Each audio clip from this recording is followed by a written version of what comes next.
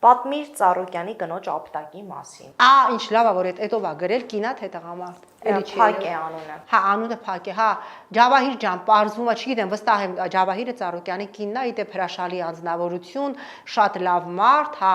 Ջավահիր ջան, գիտես ինչ էին գրել, որ իբր դու եկել ես ԲՀԿ գրասենյակ եւ ինձ ապտակել ես,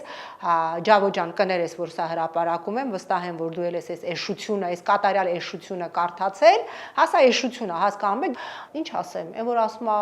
մամմայիս արև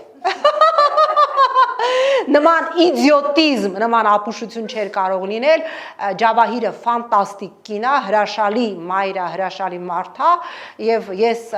շատ քիչ մարդ եմ ափսոսում, որ մնացել է Բարգավաճ Հայաստանում, որոնց հետ կապը չեմ շարունակել, նրանցից մեկը Ջավահիրն է։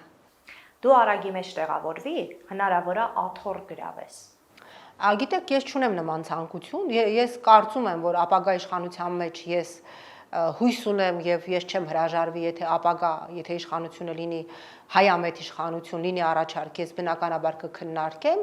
ես կարծում եմ, որ իմ քաղաքական պոտենցիալը, այո, դեռ պետք է գալու մեր երկրի եւ հիմա էլ պետք է, բայց ես այդպես չեմ մղվում, եթե ես մղվեի, մենք բոլոր հնարավորությունները ունեինք, մանդատները վայր չդնելու եւ միջև հիմա լինելու падգամավոր։ Տիկին սարսափելի, դու ավելի լավ կանես գնաս Փարիզ ֆրֆռալու։ Փարիզ ես գնալու եմ ֆրֆռալու, այնպես որ մի ջանացեք ինձ խորհուրդներ կա։